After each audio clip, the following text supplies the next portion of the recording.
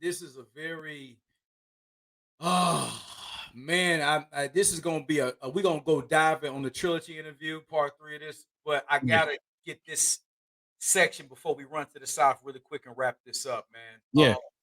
Pac, Yeah. is it fair to B Cox to call him West Coast? Because I don't know if he is who he is without that New York East Coast Yeah. Baltimore flavor, but he claims the West, and he only lived 25 damn years. Yeah. B Cox, do you consider him West Coast? I don't. What is he just universal? I don't know where to put Pac.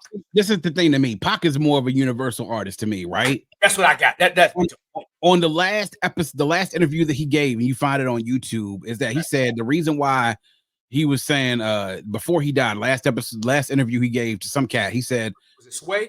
When it came to I don't think it was Sway, it was some random journalist though, like just got an interview from him, and it's like a 30-something minute long interview.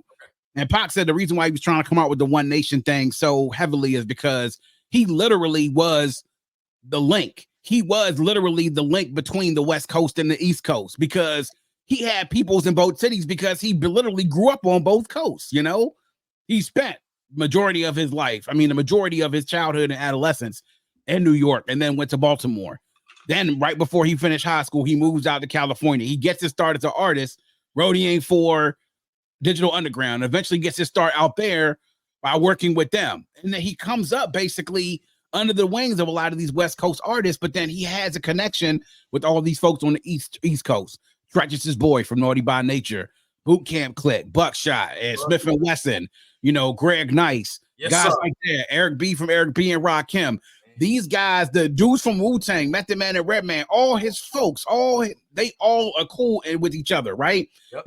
But then he comes up with the West Coast, right? So he had all his folks there in Oakland that he came up with that saw him basically start from the beginning to be a roadie to eventually become a star by himself. He claimed Oakland as his home, but to me, Pac is more universal than anything else because he was the bridge between the East Coast and the West Coast, Shit, nigga was born in East Harlem and lived there till he was like 13 or 14 years old. Wait a second, because the nigga was born right there in Harlem, man. Shit. He was born and raised in East Harlem. He talked about it on Me Against the World, and he gave the song on Me Against the World called Old School, man. He talks about him he talked about his days of growing up in New York and what it was like to grow up in New York on Me Against the World. He ain't come out and start talking about West Side this. He didn't come out start talking about West Coast this, West Coast that until after he got signed to Death Row and he was out on bail. He wasn't throwing no W's up in his music and when he was around before he actually signed to Death Row. So he's more of a universal artist more than anything else, because he was the dude that if you got sides beefing in the party, he was cool with everybody. His beefs were with certain people. That's what people have to understand. Pac's beef was not with all of New York and all East Coast rappers. His beef was with 3 or 4 people, right? That's who he had a problem with. And it grew after a little while. He had more problems with other people, but, he had problems with certain people. But as he said during that interview expertly, he was the bridge between the East Coast and the West Coast.